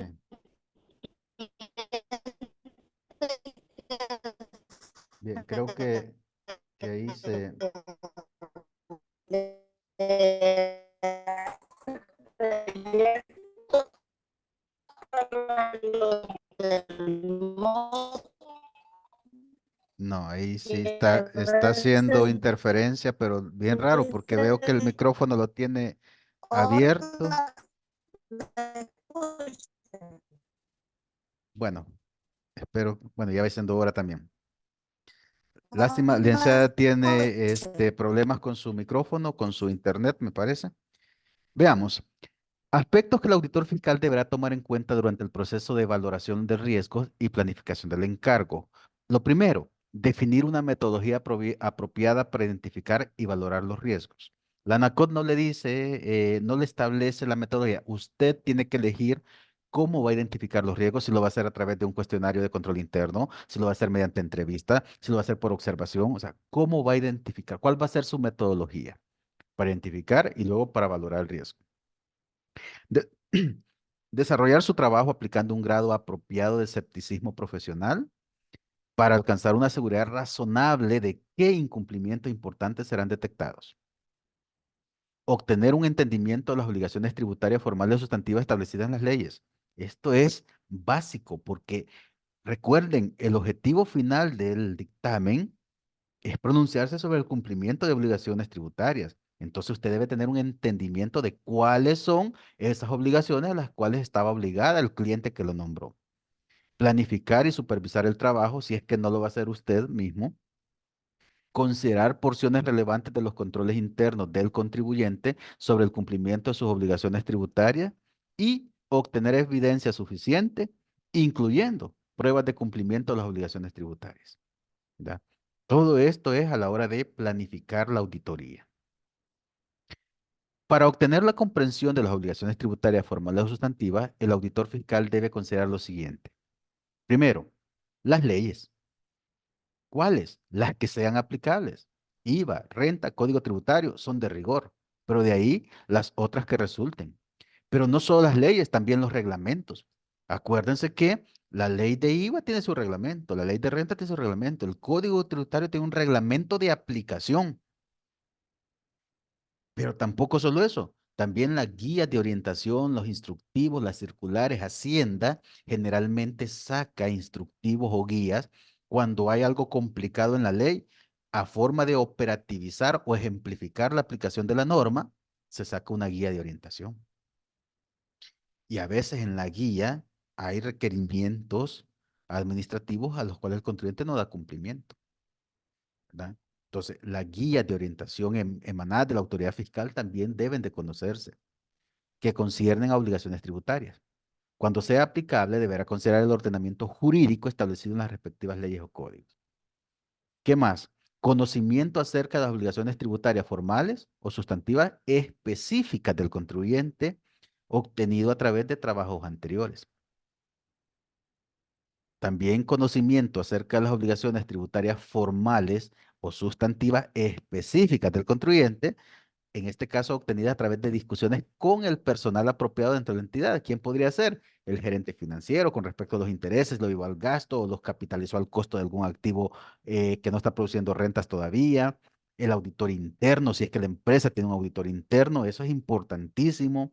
El asesor legal, los administradores, el gerente, ¿verdad?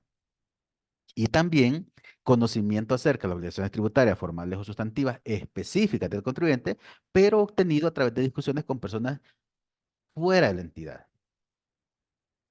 Un ente regulador, un especialista, el, el que elaboró el estudio de precios de transferencia, por ejemplo.